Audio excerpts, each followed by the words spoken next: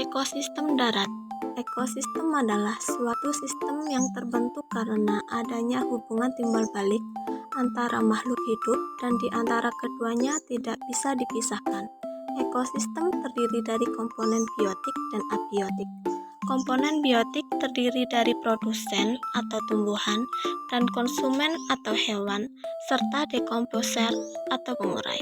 Sedangkan komponen abiotik terdiri atas bahan anorganik, bahan organik, dan iklim. Dari cara terbentuknya, ada dua jenis ekosistem, yaitu ekosistem alami dan buatan.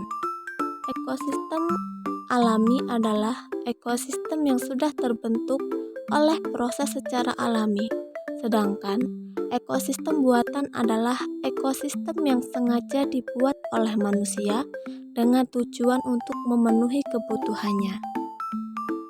Contoh ekosistem alami adalah hutan, padang rumput, gurun, dan gunung. Sedangkan contoh ekosistem buatan adalah sawah, taman, dan kebun. Alat dan bahan. Ada lembar pengamatan, alat tulis, aplikasi barometer, dan lingkungan sekitar. Yang pertama, kita akan menuju ekosistem darat alami, yaitu hutan. Komponen abiotik beserta kondisinya di hutan antara lain, kondisi cahayanya cukup, suhunya mencapai 20 derajat Celcius, jenis tanahnya gambut dan subur, anginnya semilir, serta keadaan airnya sangat cukup. Kemudian saya akan mengamati komponen biotiknya, yang terdiri dari tanaman dan hewan. Yang pertama, ada pohon kopi. Yang kedua, ada pohon bambu. Yang ketiga, ada pohon salam. Yang keempat, pohon pisang. Yang terakhir, ada tanaman senggani. Kelima tanaman tersebut saling berinteraksi dengan komponen abiotik di lingkungannya, di mana tanaman membutuhkan cahaya matahari, air, dan tanah untuk membantu proses pertumbuhan dan perkembangannya. Selain itu, ada beberapa tanaman juga membutuhkan hewan yang dapat membantu proses penyerbukannya. Selanjutnya, kita akan mengamati beberapa hewan. Yang pertama, ada semut. Yang kedua, nyamuk. Yang ketiga, kupu-kupu. Yang keempat, ada laba-laba. Dan yang terakhir, ada hewan kaki seribu. Hewan-hewan tersebut juga saling berinteraksi dengan komponen biotik dan abiotik di lingkungannya. Mereka membutuhkan air, oksigen, dan makanan untuk terus bertahan hidup dan berkembang biak. Dalam hal ini, tumbuhan sebagai produsen dan hewan sebagai konsumen.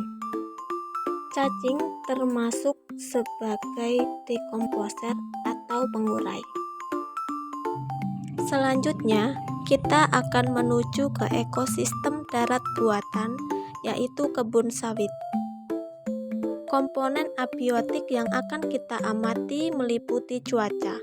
Terlihat cuacanya mendung, suhunya mencapai 19 derajat Celcius, tanahnya cukup kering, anginnya sepoi-sepoi, dan kondisi airnya cukup banyak.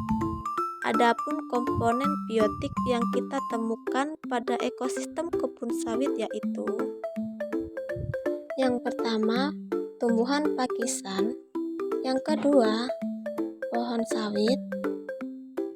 Yang ketiga, rumput. Yang keempat, pohon karet. Dan yang terakhir, alang-alang. Semua tanaman tersebut saling berinteraksi dengan komponen abiotik, di mana tanaman membutuhkan cahaya matahari, air, dan tanah untuk membantu proses pertumbuhan dan perkembangannya. Selain tumbuhan, komponen biotik lainnya yaitu jenis hewan. Hewan yang pertama yaitu burung elang. Yang kedua, kumbang koksi. Yang ketiga, belalang. Yang keempat, lalat. Dan yang terakhir, semut. Hewan-hewan tersebut juga saling berinteraksi dengan komponen biotik dan abiotiknya.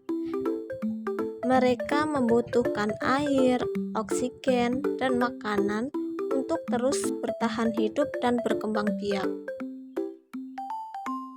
Sedangkan cacing termasuk dekomposer atau pengurai. Berikut adalah tabel hasil pengamatan komponen biotik dan abiotik ekosistem darat, alami, dan buatan. Kesimpulan, jenis komponen pada ekosistem darat alami lebih banyak daripada ekosistem darat buatan. Ekosistem darat alami proses terjadinya tidak ada campur tangan manusia, sedangkan pada ekosistem darat buatan terjadi karena adanya campur tangan manusia. Ekosistem darat alami dan buatan memiliki komponen abiotik yang sama. Ada air, tanah, udara, dan cahaya.